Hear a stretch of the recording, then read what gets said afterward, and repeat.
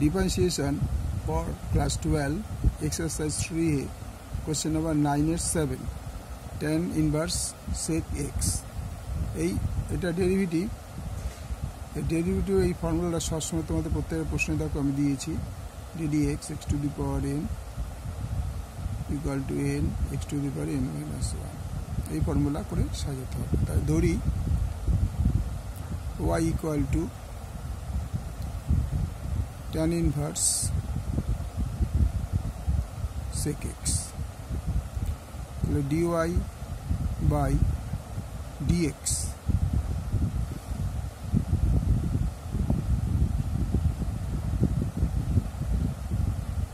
equal to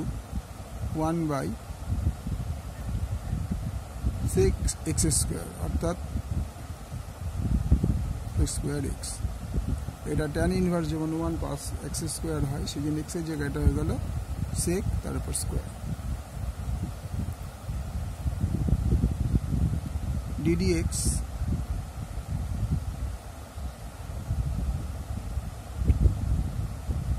sec x dy by dx equal to 1 by 1 plus sec square x R sec x এর হচ্ছে তোমার tan x sec x tan x এর derivative tan x sec x ভালো কথা dy by dx এটার বদলে আমি একটা জিনিস করতে পারি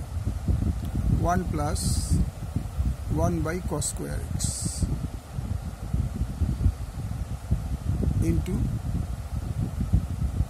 tan x মানে হচ্ছে sin x by cos x R sec x হচ্ছে cos x। তাহলে 1 by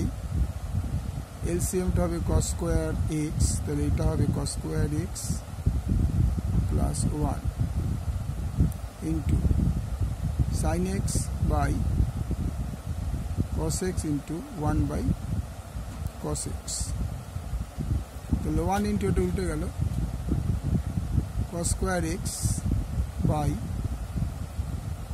cos square x plus 1 into sin x by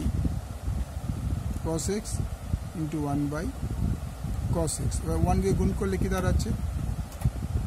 cos square x by 1 plus cos square সাজিয়ে দিলাম এটা 1 plus cos square into sin x by cos x into 1 by cos x। এই একটা cos x এখানে দুটো cos square x ছিল তার একটা cos x করলাম এখানে কেটে এই cos x কেটে গেল আলটিমেটলি কি দাঁড়ালো sin x by 1 plus cos square x। Answer ভালো করে লাইক করো শেয়ার করো সাবস্ক্রাইব করো।